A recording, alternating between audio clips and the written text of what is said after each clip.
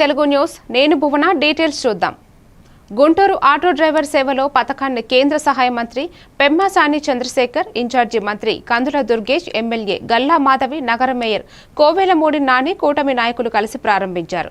Auto driver ఒక కుటుంబాన్ని ఏ విధంగా సురక్షితంగా ఇంటికి చేరుస్తారో ముఖ్యమంత్రి చంద్రబాబు నాయుడు రాష్ట్రాన్ని కూడా సురక్షితంగా ముందుకు నడిపిస్తున్నారు.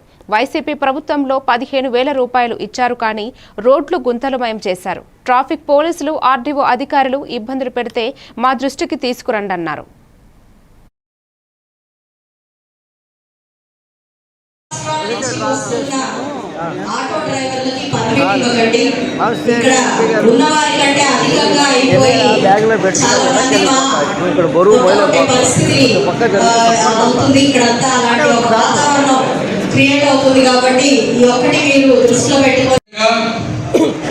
ఇంతకు ముందు విచ్చలవిడిగా గంజాయి తోటి ఇష్టం వచ్చిన డ్రైవింగ్లు చేసేవాళ్ళు చాలా మంది.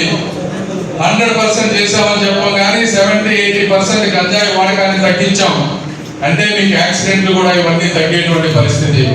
మీ ఇళ్లలో ఉన్నటువంటి పిల్లలందరికీ చదువుకోవడానికి తల్లికి 100 రూపాయలు ప్రతి ఒక్కరికి డబ్బులు వచ్చేటువంటి పరిస్థితి. ఈ విధంగా సంక్షేమాన్ని ఎక్కడ ఆపకుండా ముందుకు తీసుకువెళ్తున్నటువంటి ప్రభుత్వం రాష్ట్రంలో ఈ రోజున బడ్జెట్ లో 60,000 కోట్ల రూపాయల సంక్షేమానికి ఈ రోజు ఖర్చు పెడతా ఉన్నారు. అంతకుముందు జగన్మోహన్ రెడ్డి గారు కూడా సంక్షేమానికి ఖర్చు పెట్టారు. అప్పటికి ఇప్పటికీ తేడా ఏంటంటే, ఒకటి ఎక్కువ ఖర్చు పెడతా ఉన్నారు, రెండోది అభివృద్ధి డెవలప్మెంట్ ఎక్కడ ఆగకుండా కూడా రెండింటిని 2 భుజాలపై సమభారంలో ముందుకు. కాకినాడ జిల్లా